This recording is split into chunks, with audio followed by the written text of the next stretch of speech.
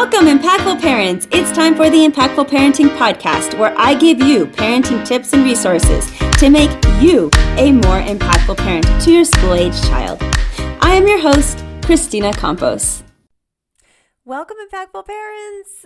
It's Kristina, and today is one of those episodes where I'm going to talk off the top of my head, very impromptu. And today I got a concept that I wanted to break down with you. It starts with a video that, of course, I saw on TikTok, but it intrigued something inside of me, and I thought, oh my gosh, I have to share it with you. If you have a strong-willed child or a teenager, this episode is absolutely for you. And it's all based off a video that I saw on TikTok that I wanted to break down because I think it's really valuable. Here's the video. No matter what someone does, they don't betray you or do something wrong. They simply act differently than you expected. Every disappointment comes from your own expectations, not their actions. This is day 11 of solving all your problems with psychology. Every disappointment you feel is just expectation violation. Your brain projected your own values onto someone else, and then got shocked when they acted from their own values. This is called projection bias. We assume others think like us, care like us, would make the same choices we would. But people don't act based on your values. They act based on their mental models, their needs, their past, and when they disappoint you, your brain doesn't just feel pain, it takes it personal. Your limbic system interprets their behavior as rejection, as threat. So you question your worth and the relationship, but it was never about you. The fix isn't to trust less, it's to expect less and observe more. Next time you feel let down, pause. Ask, did they actually break a promise, or did I just expect them to be someone they never claimed to be? This reframing activates your prefrontal cortex, overriding your emotional limbic response. Over time, it rewires your brain to separate what people do from what you wanted them to do. All right, let's break down this video because the first thing that the video talks about is that people don't betray you. They just act differently than what you expected. And this couldn't be more true than with your teenager. So many times, right? How many times have our teenagers done something that we're like, why did you do that? I told you to do this. Or what are you doing with, on your phone and you just don't even care about anything else and all you want to be is on. There are so many behaviors that our teenagers do or our strong-willed children that we just don't get. And we're like, what's going on?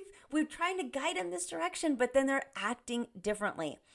And we have to remember that especially with our teens, we have this young adult, this really independent person who doesn't want to follow our rules and everything we say all the time and is really trying to grab some autonomy in their life and figure out who they are.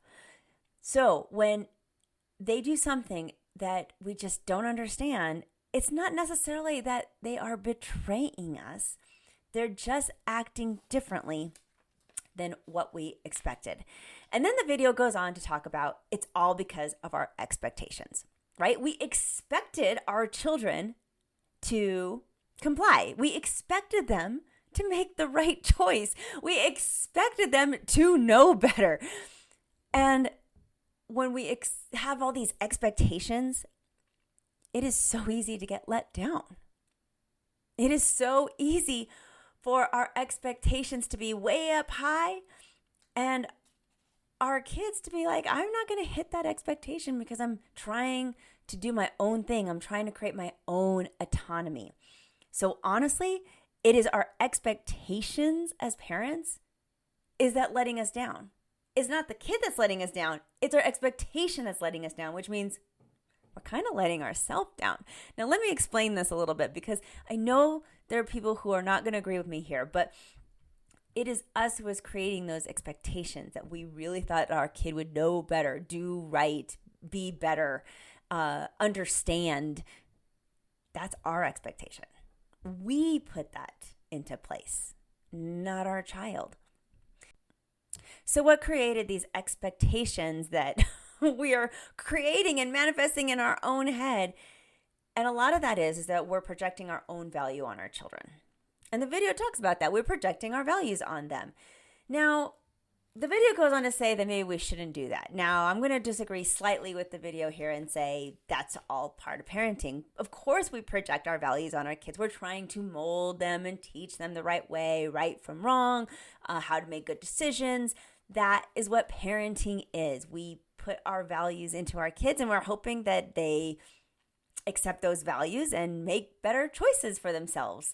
So whatever those values might be, whether we're religious people and we expect our kids to, believe in our higher faith, or maybe we expect them to take academics seriously because we really value education. No matter what it is that we value so badly and we're projecting on our children, those things is what really is that core foundation of all those expectations that we have. Now, I'm not saying don't put those values on your kids, right? That's parenting. But how do we navigate this if we don't want to have these expectations and let ourselves down, and at the same time teach values?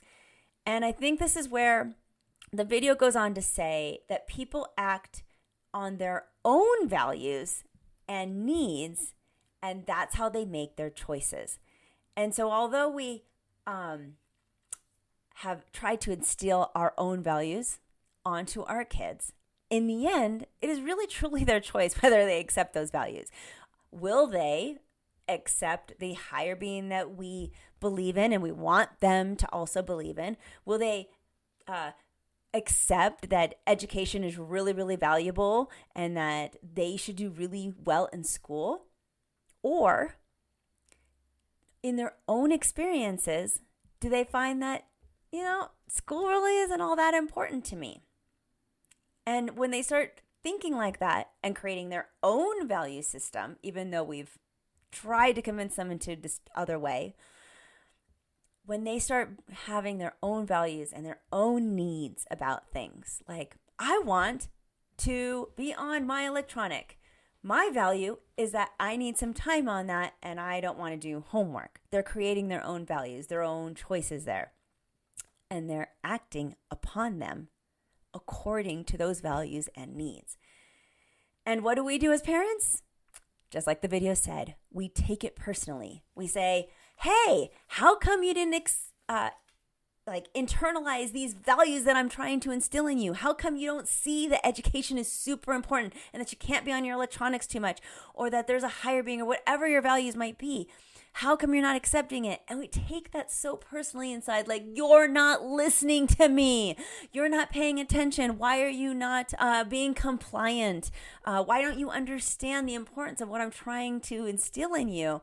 And again, it goes back to our expectations being in confrontation with our children's own values and needs, and which they are acting upon. Now, the video goes on to say that the key to all of this, the key to solving it, is to expect less and observe more. Okay, I'm gonna disagree slightly with this and say, as parents, I don't know if we should expect less. I feel like we still want to instill our values and, put those lessons into our kids. That's what parenting is. But I do agree that we need to observe a lot more. Sometimes when we take things personally, we shut down as parents and say, why aren't you listening to me? And now we're throwing fingers at our kid going, why are you not doing this? What is wrong with you for not getting your homework done? What's wrong with you for not believing in this higher power? What's wrong with you for thinking that electronics all the time is okay? Instead of pointing all that finger and saying, hey, and doing a lot of the blaming game and taking it personally, this is where we need to observe more. Where is this behavior coming from? Where is the disconnect in what I value and what I'm trying to get you to do, and your values and what you're trying to do? Where is the disconnect there? And again, I'm going to use the example of electronics because this is a value system that so many parents are battling with on the daily, right? Parents know they need to limit electronic time. Parents know that it's not good for kids to be on electronics and a screen all the time, but the child has a different value system, that this electronic is my gateway to knowledge. This electronic system is the dopamine rush that I need to feel good. This electronic system is the communication to get to all of my friends. See, they value their screen time in a different way than how we devalue it. And this is where we start having to observe more and ask questions. So when our child is not being compliant and they're not going with what we'd like them to do, and our expectations are being not met, pause. I love how the video says this is when we need to pause and ask questions. And instead of going off the handle and taking it personally, we go, wait a second. Your values are not in alignment with my values. And since I know you act on your own values and your own needs, there's definitely a disconnect here. How do we get reconnected? Or how do I need to approach this differently and not personally so that you'll see the bigger value system that I'm trying to teach you, that electronics is not necessarily that good for you if you're on it too much. So we start asking questions. Why is it so important for you to be on? And you might speculate that you know that they just want to talk on their phone and be with friends. But more than that, what are they getting out of it? Really understand their value system behind whatever it is the disagreement is. Ask those critical questions. And I love also how the video ends by suggesting that we separate what your child does from what you wanted them to do. And this is just good parenting practice where it's so easy to take things personally, however your child acts, because let's be honest, our kids are still a reflection upon us. We don't want them to be, and it's not necessarily fair for us to have that upon them, but it's how a lot of people feel. When your child acts badly, we're embarrassed as parents because we're like, that's a reflection of us. People are going to think I'm a bad parent. People are going to think that I didn't teach them the right way. Veteran parents know that it's not necessarily the parent's fault when a child makes really bad choices. There are plenty of kids out there who come from really, really, really good families, really, really good parental guidance, and the kid still chooses a different path that does not live up to the parent's expectation because they're living and making choices from their own value system, right? And their own needs. And so this is what we have to do on a micro level in our own home. We have to separate this feeling of, you're not listening to me, and really watch, what is your child doing? What is their value system? What are their needs that is making them make this particular choice? Because you may not like that choice. So why are they doing it? Why? Why are they doing that choice? There's the rub. Asking these really critical questions, sitting down with your child and saying, tell me more about why this is so important to you.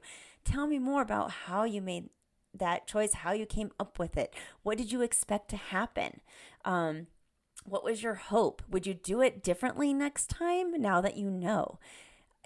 Asking these questions gets to know your child not only on a much deeper level, but then it gives you an understanding of where they're coming from and how you can also adjust your parenting so that you can be more influential and maybe get them to make different choices. That's never going to happen if we're taking it personally and we're saying, no, why are they making that choice? I don't understand. And feeling hurt that they didn't listen to us. So separate what your child does from what you wanted them to do. I think this applies really significantly, and I see it the most often around grades, where a child doesn't want to do well or doesn't have the tenacity or grit to perform well academically in school. They don't want to spend the time to do all the studying and all the homework and all the whatever, because whatever reason their value system says, they want to value maybe their screen more, maybe they want to value rest more, maybe they want to value social time more. Maybe it's just hard for them to concentrate because their brain works differently. Whatever it is they're choosing, I see this the most in academics, where here's the parent saying, my child is not doing well in school, and they take it personally,